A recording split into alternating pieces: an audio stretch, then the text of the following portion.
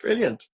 Excellent. Well, hi, I'm Port Belton. I'm a journalist, write, and I teach a little bit too. And I'm writing from home these days and taking care of my two adorable little children. So thank you. Thanks for organizing this, Jim.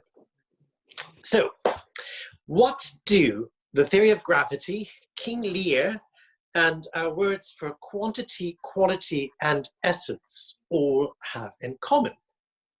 Answer: they were all isolation projects.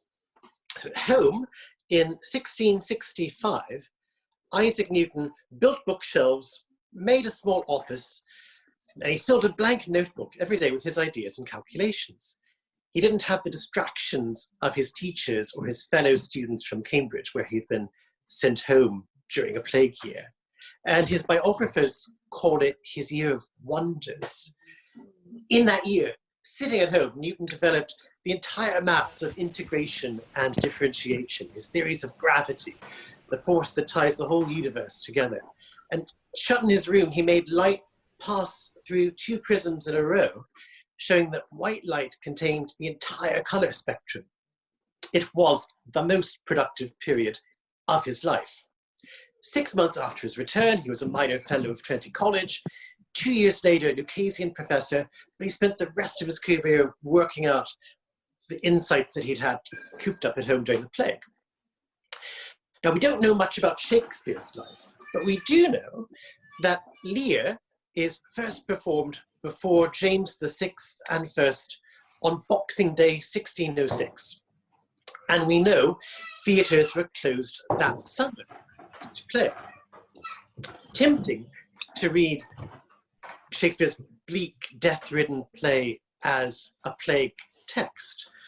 We do also know that Shakespeare's most productive years between 1603 and 1613 coincide with a period when the Globe and all other theatres were shut over 60% of the time. So when businesses stop, sometimes it's creativity that flourishes. Going back to classical Rome, daily business was negotium. Osium, we still use the word, especially in Spanish or in Italian, or to negotiate. But negotium comes from the negation of something else, which is otium. Otium is leisure. Nec otium is the negation of leisure. It's business, and figuratively, it's difficulty, pains, and trouble. So what is otium? It's time free from activity. It's peace, quiet. Cicero uses the word over and over to describe the freedom he has sitting in his Tuscan farmhouse to write and study. But for him, like many of us, this freedom was initially completely unwanted. Claudius causes the Senate to exile Cicero in 58 BC, denying him fire and water within 400 miles of Rome.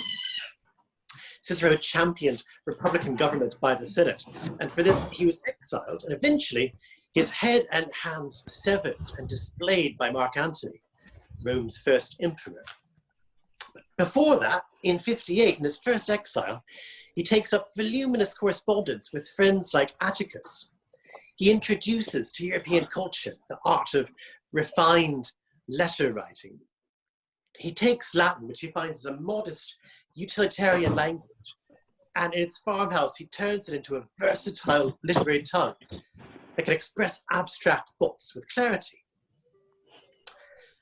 It was unwanted isolation, but he gives us the words essentia, qualitas, quantitas, and humanitas. What did Mark Antony really give us, apart from a character in a sort of minor Shakespeare play? Some artists have sought out willingly this purifying intensity of isolation. Mulder sequestered himself over 3 summers in his Komponierhauschen, his composition hut, which is furnished with only a table, chair, stove, and piano. Here in seclusion, he completed both his 2nd and 3rd symphony. A little bit closer to home, 20th century English painter Derek Hill had a painting hut on Tory Island in Donegal, where I used to live. He took breaks to teach the local fishermen how to paint. Dylan Thomas had a writing shed overlooking the River Taff in Carmarthenshire. And Wittgenstein had one in Norway, in Skjolden. There he came up with most of the ideas in his Tractatus, and he learned Norwegian to talk to villagers, and Danish so he could read Kierkegaard. George Bernard Shaw had a rotating writing hut, which he could shift to catch the sunlight.